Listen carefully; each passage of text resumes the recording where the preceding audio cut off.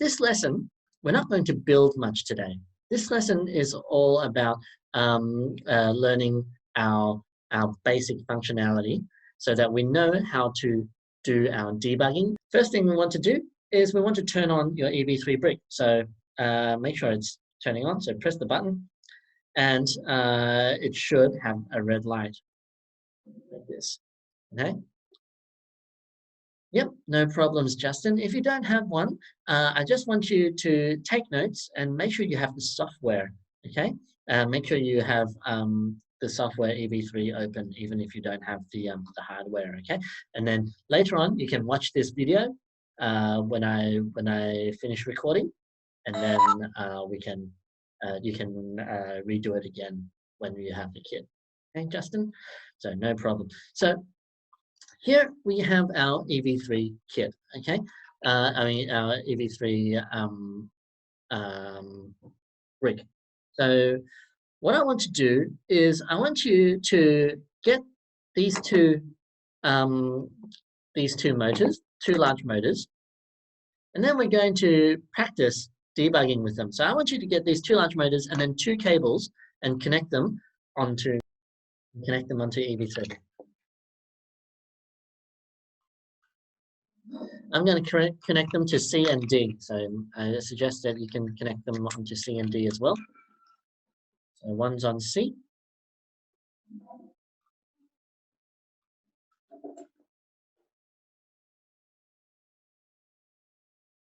One's on D.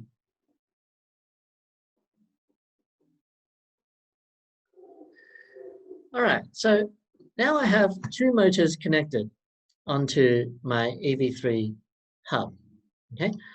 Who wants to raise their hand and tell me how I can make sure that the motors are working without even going into the software? Who wants to raise their hand and guide us to say how we can test the motors if they're working or not?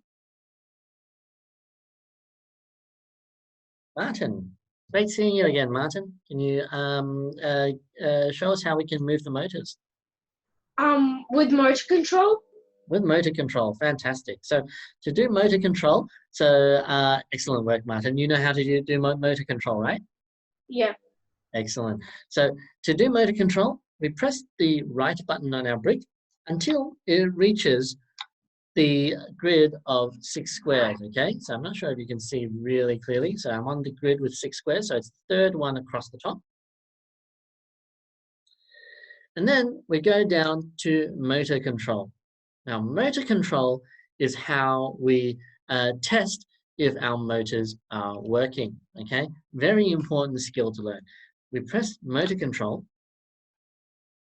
and then you see how it says now, the up button is pointing to A. If the up button is pointing to A, it means that the up and down buttons are controlling motor A, not just the up button. Up and down are controlling motor A. But we don't have any motors connected to A at the moment. We have, so if you press up and down here, nothing's going to happen. And then we got left and right. On the right-hand side, it's pointing to D, which means that motor D is controlled by the right and left-hand side buttons, okay? The right and left-hand side buttons. So if I push the left and right hand buttons, nothing's going to happen because we haven't plugged anything into A or D. We have only got it in B and C. So in order to swap it to B and C, we press the middle button. Now it is controlling B and C. So just like I said before, the up and down buttons are now going to control B, and the left and right buttons are going to control C. So up and down.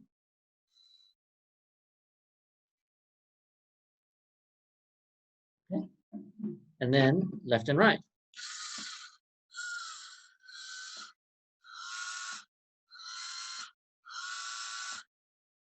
Okay, easy enough. Make sure that you guys are following along at the same time as we are doing the exercises, okay? So I don't want you to sit back and just watch me do it. As I'm doing something, make sure that you are copying me and doing it yourself as well, because a lot of these things that we do is going to be a skill that you're going to learn to use during something like a team exercise where you're working with someone, and then let's say your robot is not moving for some reason, and you're not sure, is it because my code isn't working? Is it because the motor's not working? Is it because I'm not no battery plugged in? Well, in order to test if the motors are working, we would go into motor control just like this, just to run the motors, because with EV3 there's so many things that can go wrong. It could be your code, it could be the motor, it could be the cable, it could be the brick. A lot of things can go wrong. So to eliminate problems is what we call debugging, so that we can troubleshoot and find out what is actually going on with our EV3 brick. So motor control is one of those really important skills. Okay, so motor control, that what we have just learned, it is for all motors, not just the large motors. So if you plugged in a medium motor, which is the smaller one, it would still be the same. It would still be able to control the motor through motor control. Okay. Any questions so far? No, it's okay. So, like I said, a lot of people here are doing this for the first time as well. So I want to go through some of these really key skills. Eric, did you want to say something?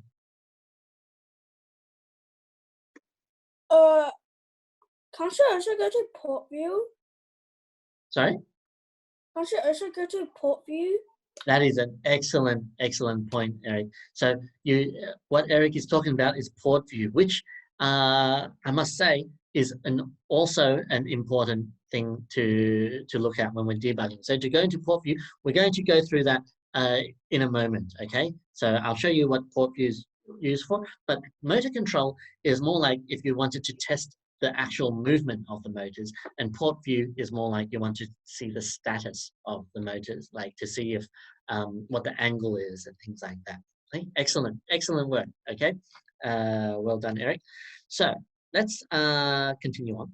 I want you to plug in one of each sensor now. So we have 4 input sensors, okay, 4 input ports, 1, 2, 3, and 4. I want you to put in an ultrasonic sensor in 1, okay? Let's do that now.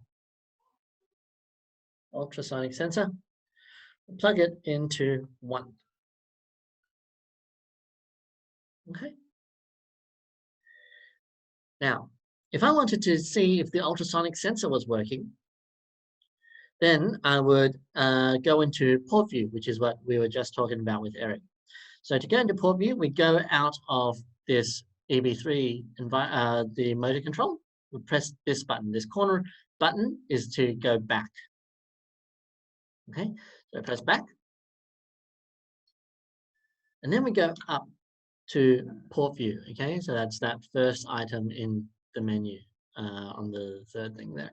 I know it's a little bit unclear because we're on Zoom, but it's that first item in the third tab. It's port view. You can read it carefully. It's port view. Press the middle button to go enter. And then you will see that straight away we're seeing the measurement from our ultrasonic sensor. See that? Saying that it's the nearest obstacle is 32 centimeters away, which is exactly the distance between my ultrasonic sensor and the computer screen. Okay, if I moved it closer, then it would decrease. See how the sensor reading decreased? And if I moved it back, it would increase. And then you can shine it around the room to start measuring places. But then there is one weakness, and if you can see clearly, the weakness of the ultrasonic sensor on EV3 is that 255 centimeters is the limit. So that's about 2.5 meters is as far as it can see, okay? You can see anything closer than that, but if I shine it out into thin air, anything further than 2.5 meters, it's going to think it's 2.5 meters. So that is really important to realize when we are doing debugging with the ultrasonic sensor. Okay. All right. Another thing that we can do is we can press on the ultrasonic sensor. We press the middle button, and then you can choose the different modes. You can choose to measure the distance in centimeters, in inches, or do something called listen. What is the listen command? What is the listen function? Well, actually, I think Eric has something to ask. Eric, did you have something? So, so when I press my ultra sensor onto the table with no Yep. space, I don't know why, but it goes all the way to 255. Ah, that is. You know why? Do you know why, Eric? That is an excellent excellent observation. Okay, let's have a look at this. So we're measuring now. It's saying there's 12 centimeters, right? 10 centimeters. If I push it right onto the table, so I put it right onto the table, it says 255. Who wants to raise their hand and have a guess at why it would be like that? Let's have a guess as to why it's doing that. Joshua. I know why, and it's because it works by sending very low sound waves, and then it reflects off. But then if there's something directly in front, then the sound waves can't even be transmitted. And That is excellent. Well done, Joshua. Did you guys hear that? So this sensor works because it has to send off a sound wave, and then it has to also receive the sound wave to detect the distance, right? So one side is sending and the other side is receiving. I'm not sure which side is which. But if you cover it up, then it won't receive the bounced signal because it doesn't even have it's not sensing it from the same one that it's sending it. Does it make sense? It has to have enough space to go bounce off and then go into the other sensor, the other hole. Okay, so if we go too close, then it's going to think that it's sent the signal off into thin air, into space, and it hasn't come back yet. So that's why it's thinking that it's gone off past 2.5 meters. Okay. Excellent question, Eric. Excellent answer, Joshua. All right. Now, let's have a look at some other capabilities of our ultrasonic sensor. So we can press the middle button to go and also listen. Okay, so that's the bottom option for our ultrasonic sensor. We press listen, then what is it doing? Who wants to have a guess at what it's doing? Is it listening to me? No, it's not listening to me, but oh, maybe that's what I thought someone had their hand up, but I didn't see who it was. So it is sort of listening to a sound, right? But it's not listening to the sound that we can hear. It's listening for ultrasonic sound.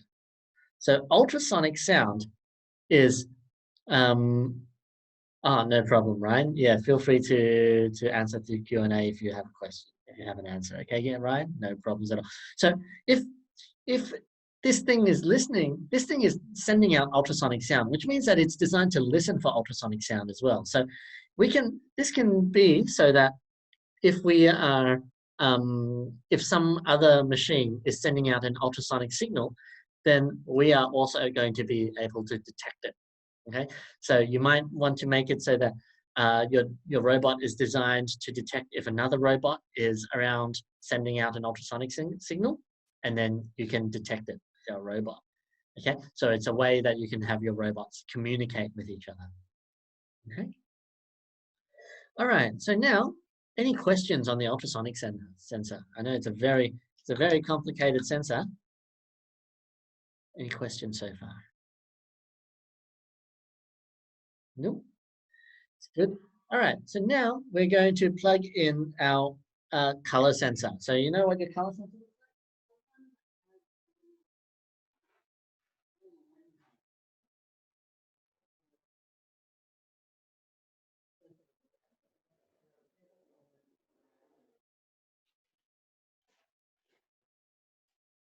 So here is the color sensor. And then we're going to plug this into number 2.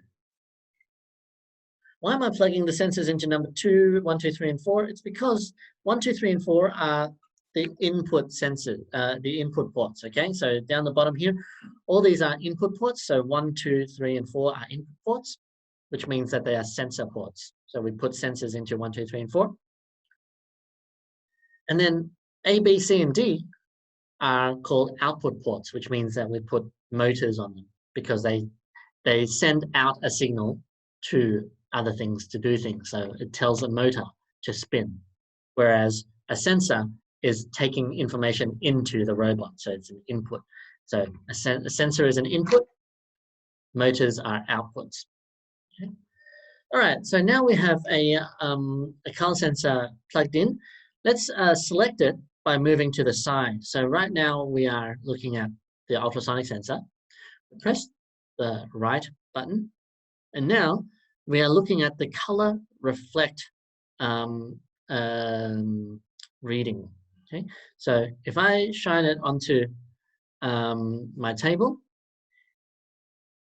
the further I go away from it, the less it's going to detect my color reflection. So this is how much light is being reflected from the red light that I'm shining out. Okay, so this color sensor, what it does is there are several modes, and this is called reflected light intensity. Okay, so reflected light intensity is where this sensor sends out a light, and then it sees the bounce back to see how bright it is. Yes, Eric. So when I go really close to the table, it decreases. But when I also go really far away from the table, it also decreases. So there's a few reasons for that, and that's exactly the same reason as we had before. And the reason is because you see how there's two lenses. It's exactly the same as having the two holes on the ultrasonic sensor, because one lens is sending out the light and the other one is receiving it. But if you block it too closely, then what's it going to do is it's not even going to receive any light on the other sensor. And then it's going to think that it's very, very far away. So that is the limitation of our sensors. That is excellent observation, Eric. Joshua. What do we go on? What do we go on? So this is reflected light intensity so far. We're just talking about reflected light. I mean, like, on the EV3 brick. On the EV3 brick. So make sure the color sensor is plugged into port 2. Yep. And we are still in the port view. We're just looking at the port 2 color sensor on the reflected light intensity. So right now, if it's very far away from all the lights, it's going to say 0%. But as we see some white or something bounce back, it's going to get brighter and brighter and brighter until you are too close, and then it goes down to 0 again. And that's exactly the same reason that the ultrasonic sensor also goes to 255 centimeters. It's because it's too close for the sensors to read each other and to read the bounced message. All right, so that's reflected light intensity. So it's sending a bit of light out, and then it's detecting if light comes back. Next one, we press it in the middle. And now we can see something called ambient light intensity. So that's the second reading. Ambient light intensity, you'll see that if you select it, our color sensor will turn into this blue light. Okay, so this blue light is meant to detect the surrounding light now. So it's not going to be sending out a light, because the red light is the signal light that it sends out and then it detects bounce back. But the blue light is to signify that we are not detecting, that we're not sending out any light anymore to detect the reflection. What we're doing is we're detecting the light all around us. Okay, so when we have an ambient light sensor, it's used for detecting how bright a room is, for example. And it's also there to detect what color an item is. Does that make sense? Because if I was using reflected light intensity and I wanted to know what color a table was, I'll send out a red light, and then if it was a white table, it would bounce back. It would still say it's red. It's a red table because I'm sending out a red light because I'm using the signal, right? The signal light. But if I'm using ambient light detection, what it's doing is it turns blue, but it's not using it as a signal. What it's doing is it's saying to you that we are now just absorbing the light that's coming through. We're not sending anything out. So we're not trying to affect any the colors of stuff. We're going to try and detect what the color is of other things without altering it. Does that make sense? So ambient light intensity is usually used for if we are detecting if the room is bright, for example, is like if it was bright, we might want to turn on some shade, or we might want to turn on some candle for some indoor lights or something like that. So that's what we use ambient light for. Okay. So ambient light will go up as it goes brighter and down as it goes darker. Any questions on ambient light intensity? I know this is a little bit tricky for a lot of people who haven't done this before, but this is very useful for when we need to build robots ourselves, especially for something like, you know, a competition or for an assignment. Okay. All right. So that's ambient light intensity. Let's go back and go for the final one, color. So the bottom one is to detect color. The thing about color is that in EV3, color is represented as numbers. So if I'm shining onto my white table, the color comes up as 6 because 6 represents white.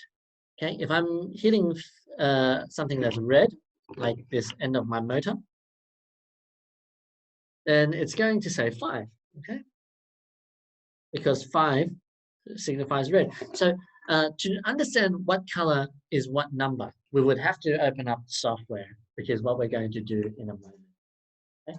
So you can see sometimes, you know, the color sensor might not be accurate and it's looking at something that's blue and say it's green. Well, you can change it onto this this color sensing mode just to test your sensor, just to make sure that it's working properly. Okay, so now it's saying it's 2, which is blue, but if I move it around, sometimes it would say that it is green. Like you would think it's green for a split second before thinking that it is blue. And the thing to remember for EV3 is that it can only detect a fixed set of colors, and they are the Lego colors. Okay, so Lego green, yellow, blue, black, white, red. And that's it. Green, yellow, blue, black, white, red. Okay, so if you wanted to detect something that's purple, you're out of luck. Okay, so this is designed by Lego. So a lot of the Lego competitions, you would use Lego colors. Okay, and a lot of the assignments that we do, we'll use the Lego colors. Okay? Something to remember. There's a little bit of wiggle room, but if you were developing something like a Rubik's Cube solving robot, and you had a purple side on the Rubik's Cube, you're probably not going to be able to see it. So very important to remember that the color sensor is just there to detect Lego colors, okay? All right. Any questions so far? Want to put up your hand if you have a question?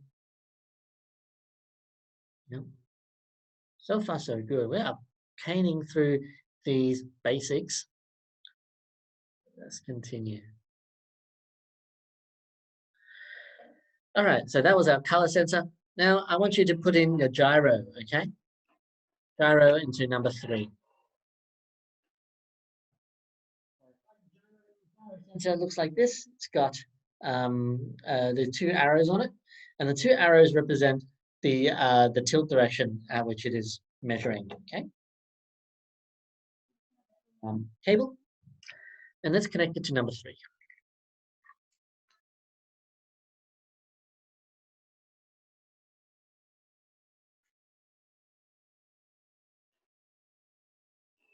Right, so now we have our gyro connected. Give you guys another minute. Yeah, some people might still be fiddling around with their robots.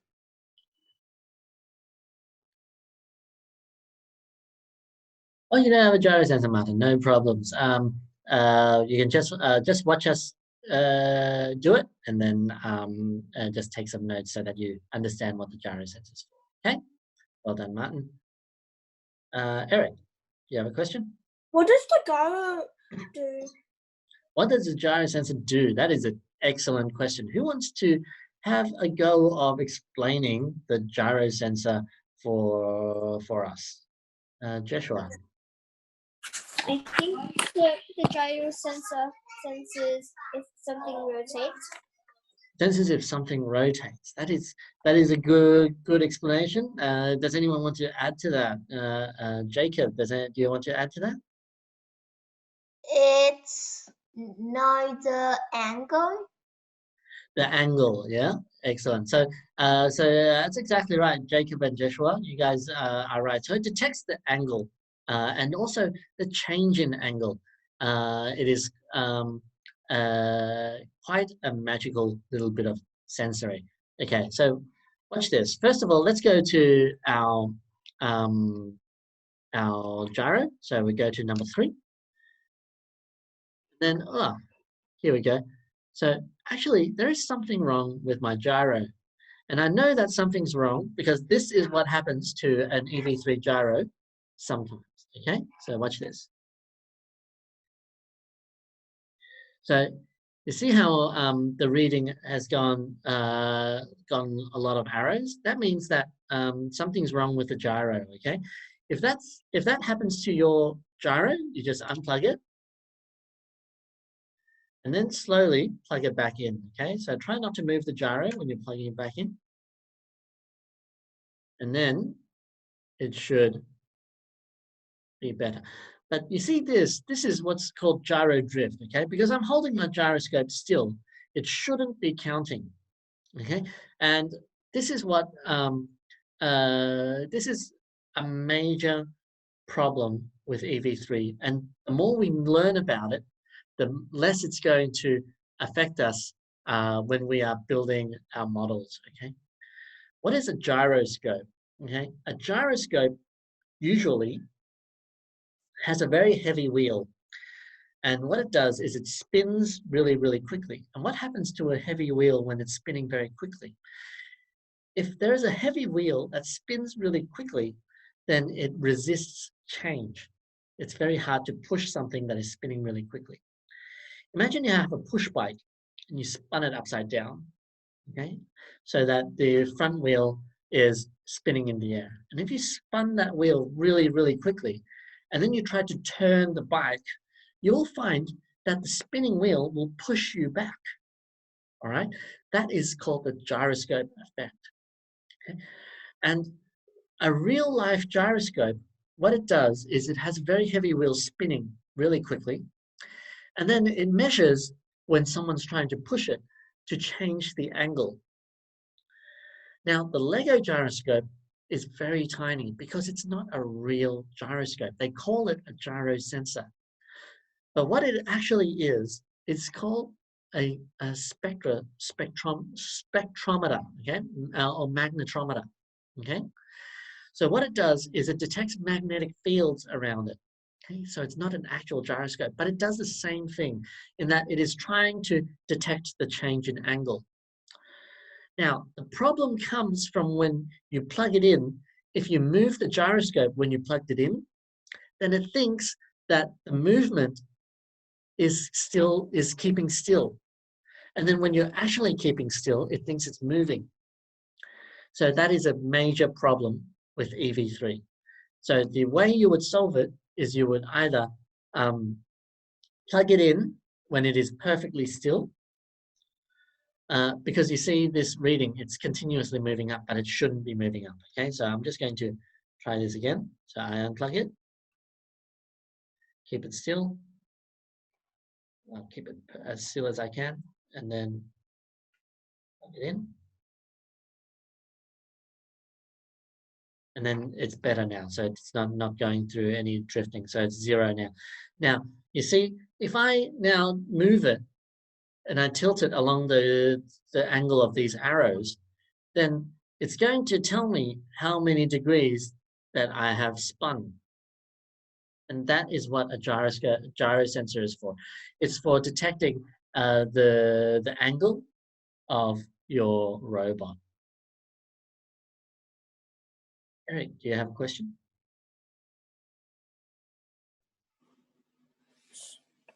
So, mine keeps on moving for some reason. It doesn't stop even after Yeah. So that's what I was saying, how there's something called gyro drift, and it is a big problem with EV3, and it's known to happen all the time. So what you need to do... I unplug it. Sorry? I even tried to unplug it, but it doesn't Yeah, work. yeah. Sometimes, even if you unplug it and plug it in again, it's not going to work. You have to make sure that the moment it goes snap inside, this gyroscope has to be completely still, like 100% still. That's why this is how you do it. Watch this. So you unplug it, and then you make sure that it's lying down 100% still when it goes snap, okay? So you gotta go really slowly. Snap. That's the only way to make sure that it doesn't drift, okay, Eric? All right, I know it can be annoying. It's just the limitation of EV3, and a lot of schools and a lot of teams will get thrown off by not understanding this. So when we know about it, then you are going to be much better off later on down the track. Final sensor we're going to talk about is the touch sensor. So in port 4, I want you to attach the touch sensor.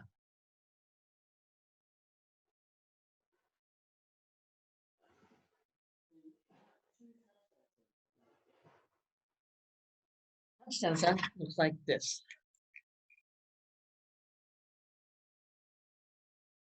Okay. Touch sensor looks like this. And this one's the simplest one to learn about because it is the most straightforward. When you plug it in, number 4, we switch to port 4, and then this is the touch sensor, and then it's either on or off. That's it. That's all it is. So if it's 0, that means it's not touching anything. If it's 1, it means that it's being pressed. Very, very simple. There's no other modes neither. Okay, it's just on or off. And why would we want to use the touch sensor? Well, it's usually used for a button. Okay, so we might want to control our robot with a button, a press to do something on the robot, or I might attach it to the front of a robot so that if I bump into a wall, then I would know about it. Okay, so that's what the touch sensor is for. It's very, very simple. It doesn't detect how much you've touched it. It's either on or off. This is the simplest one. And you have 2 of these sensors. Okay. All right. So that is an overview of all our sensors and motors and their capabilities so far. Any questions? Who wants to raise a hand and ask any questions? Feel free to ask me any questions that you might have so far. If we don't have a question, then we will continue on with some coding. Going all good? Okay. So what I want you to do is I want you to, on your computer, open EV3. Okay. So I'll just show you EV3.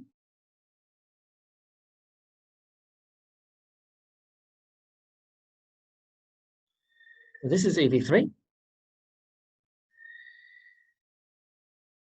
I'll give you a few seconds because I know some people are still turning it on and things like that. So make sure you open EV3.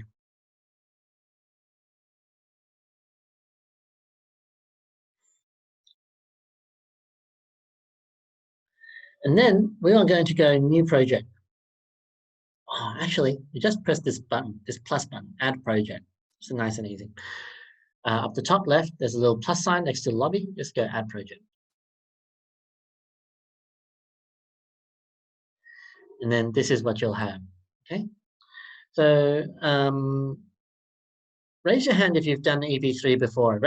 Actually don't, other way around. Raise your hand if you have not done EV3 before. Yep. Okay. So there's a couple of people who haven't done EV3 before. So I'm going to just go through an overview of what the EV3 software is like. Okay. So here we just started a new project. Okay. So a project is a collection of programs. Okay? A project is a collection of programs. So project 1, I want you to call it save project as. And then I want you to call it your name, okay? So I'm just going to put Gary, Advanced Robotics. Okay. So I want you to name your project, your name, and then save it. Make sure you save it in somewhere that you will come back to and you won't forget. Very important that you keep your code with you all the time. Yes, Joshua. You have a... Actually, I now know the...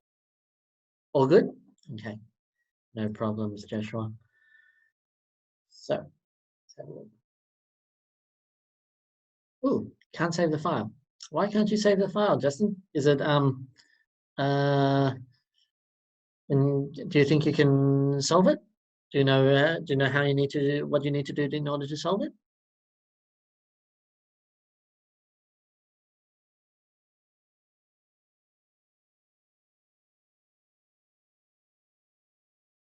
Okay. All right. So I'll let you keep trying to fix it, Justin. Let me know after the lesson if there are any problems.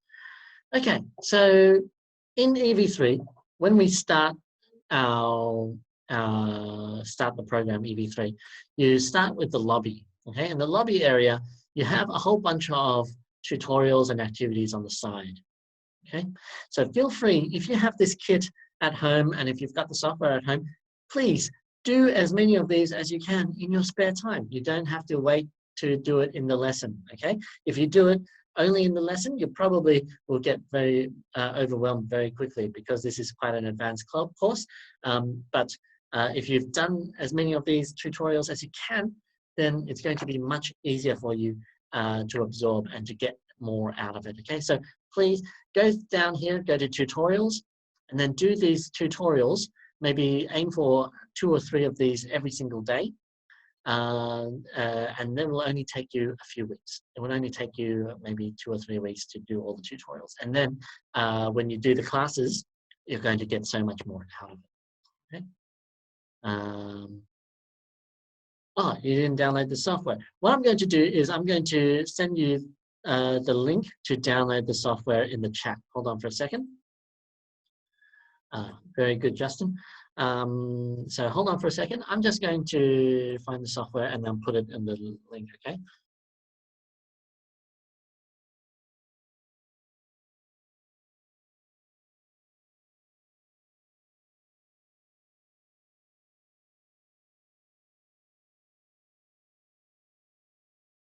So make sure you use the computer version. The computer version will have more tutorials, and it's also a little bit more features than the iPad or Android versions. Okay, so make sure you get EV3 for the computer.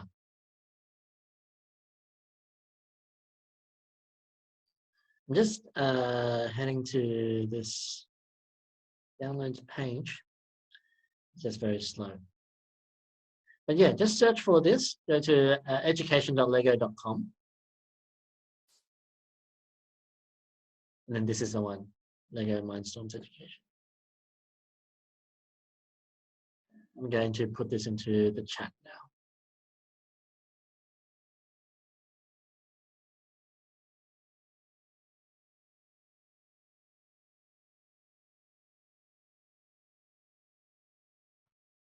Okay, so the link to download the software is now in the chat. If you haven't downloaded the software yet, now is the time to just do the download while we go through the software, okay? Even if you don't have it downloaded, I still want you to go through the software.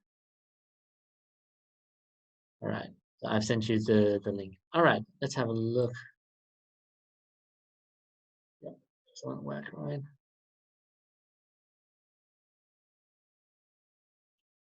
I just realized that I was on the Mindstorm screen all this time and you didn't see my browser, but that's okay.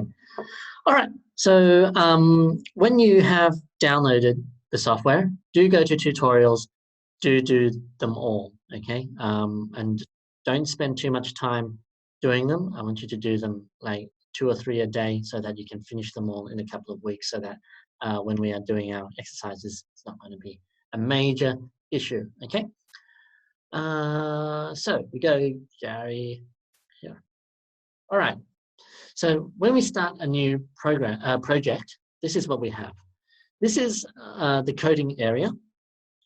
And if you have done something like Scratch, you would be familiar with this style of coding. So we have these coding blocks, which we attach.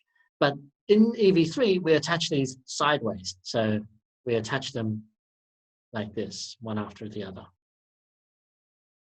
Okay. And here you'll see that I'm trying to attach a few of these motor blocks in.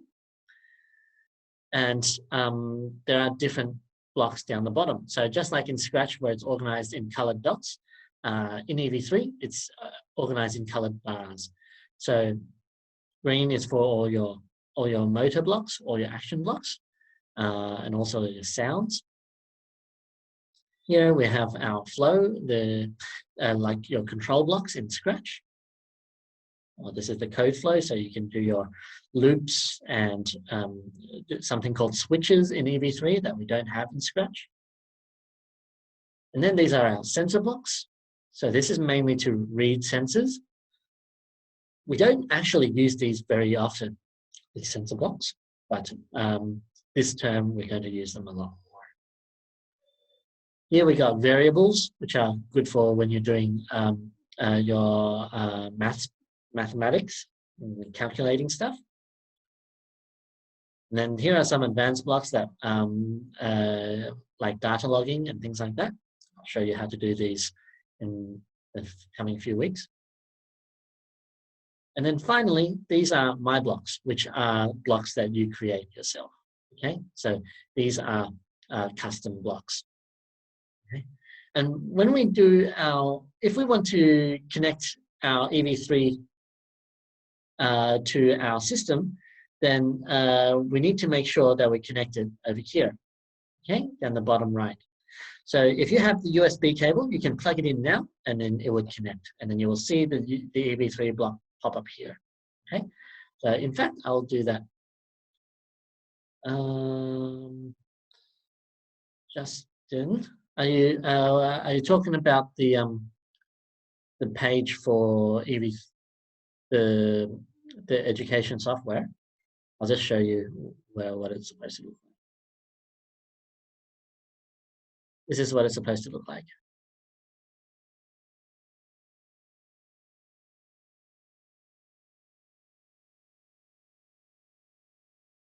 Yeah. So it's 920 megs, so I'm not sure if you're going to be able to download. This is on Bluetooth already. Fantastic, Jacob.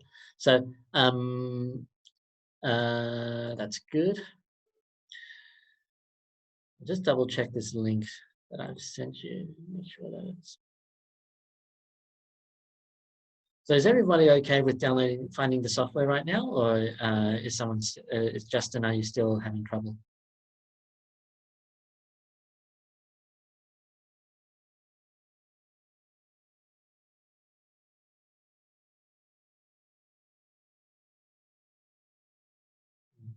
So I'll just keep on going to talk through the basics before we go, okay? And then if you still have a problem downloading, then let me know. Refresh, nothing happens. That is a bit strange, Martin. Are you using a computer, Martin, or are you using iPad?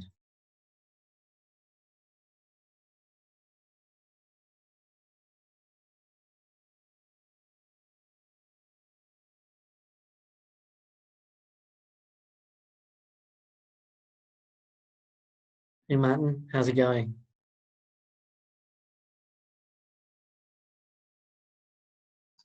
I'm using a computer. Using computer, and when you go to that website, it doesn't do anything. Is that right? Yeah. That is a little bit strange. So you're going to using the link that I sent you in the chat. So do I have to reinstall the software? Let me just double check to see.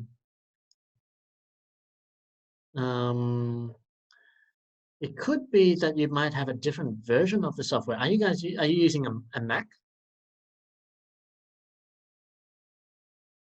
Martin? No, a window. You're on Windows. Windows. That is a bit strange. So this is the file that we are looking for. Yes, that's where I was. And then you downloaded it and it's not working. Yep. Yep. What does it look like? Does it not open up at all, or it's not downloading at all? No, it downloaded it, but when I click the refresh button in the brick selection, it says connecting for like 1 second and then nothing happens. In the brick selection, so you're inside the software. Yeah. Oh, okay. So if you're inside the software, I remember, Martin, you usually connect your brick with your iPad before, right? So if you connect your brick with iPad, then you need to deselect the iPad functionality inside the brick. What did it say? I'll just show you. Hold on for a second.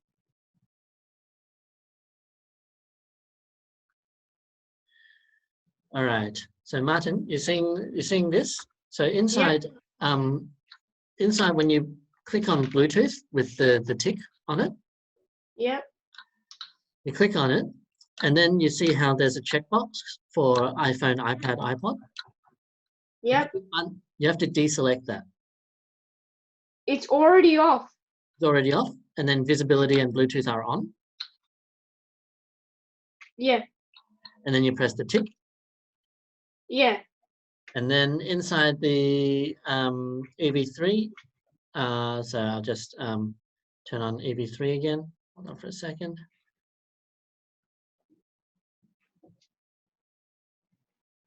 Inside EV3, we click on refresh.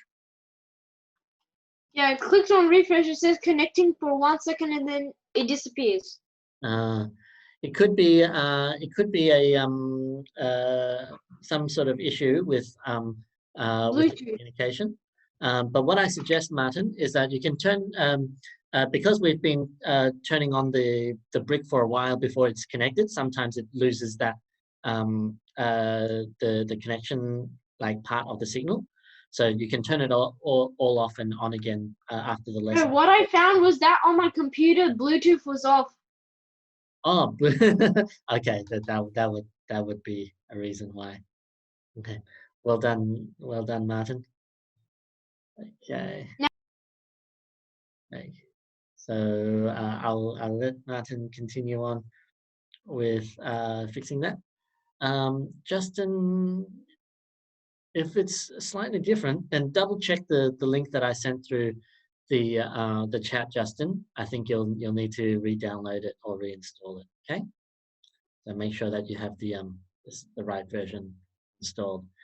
There's a few versions, but this one is the education version that we're looking at. Okay. All right. So once you have connected your EV3 to your robot, your EV3 to a computer, it's going to ask you a few questions. So here it's asking me for a passkey. So 1, 2, 3, 4. Got to make sure that if it's saying connecting here on the screen, then I got to make sure I pay attention to the brick as well, because the brick is also going to send me questions to connect it properly. So I need to connect, and then I go connect to laptop. Yes. Passkey is 1, 2, 3, 4. Yes. Connect to 1, 2, 3, 4. Yes. And then I have to confirm again in order to actually connect it. It's a little bit of a drawn out process. Make sure you pay attention to the brick. So look on the screen here. Make sure you're looking on the brick while you're doing the Bluetooth connection. If you're having trouble connecting with Bluetooth, then use a cable.